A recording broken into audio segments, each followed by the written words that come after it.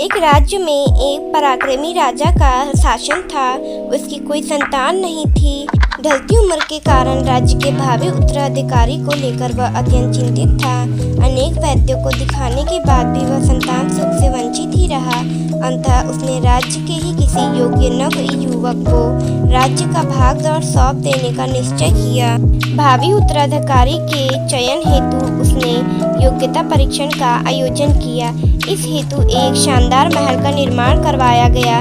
महल के दरवाजे पर गणित का एक समीकरण अंकित कर पूरे राज्य में घोषणा कर दी गई कि राज्य के सभी नवयुवक महल का दरवाजा खोलने आमंत्रित हैं। दरवाजे पर अंकित समीकरण हल करके दरवाजा खोलें। जो दरवाजा खोलने में सफल होगा उसे महल उपहार स्वरूप प्रदान किया ही जाएगा और साथ ही राज्य का उत्तराधिकारी भी घोषित कर दिया जाएगा। घोषणा के दिन से ही उस नवनिर्माण महल में नवयुवकों का तांता लग गया।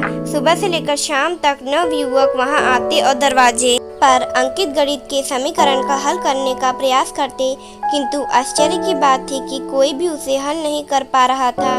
कई उसे लिखकर या याद करके जाते और घर पर उसका हल निकालने का हर संभव प्रयास करते, किंतु फिर भी असफल रहते। कई दिन बीत गए। राज्य के बड़े से बड़े गणितज्ञ भी उस समीकरण का हल निकाल पाने में असमर्थ रहे।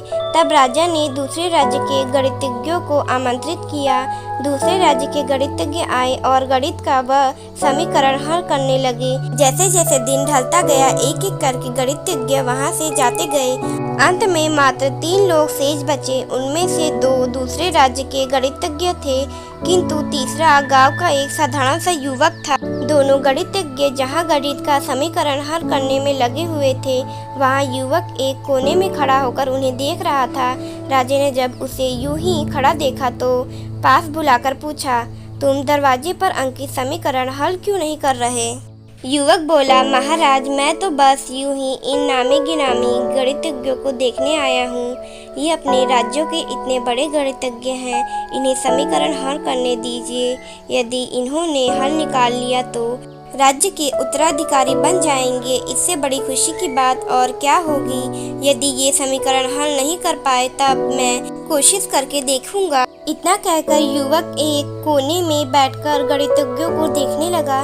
पूरा दिन निकल गया और शाम घिर आई, किंतु दोनों गणितज्ञ समीकरण हल नहीं कर पाए। उनके मस्तिष्क में पूरे दिन मात्र एक ही प्रश्न घूम रहा था कि आखिर इस समीकरण में ऐसा भी क्या है, कैसे ये हल होगा, कैसे महल का ये दरवाजा खुलेगा। पूरा प्रयास करने के बाद भी वे समीकरण हल नहीं कर पाए।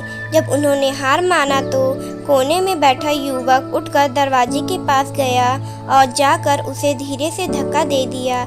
जैसे ही उसने दरवाजे को धक्का दिया, दरवाजा खुल गया। दरवाजा खुलते ही लोग उससे पूछने लगे कि तुमने ऐसा क्या किया कि महल का दरवाजा खुल गया?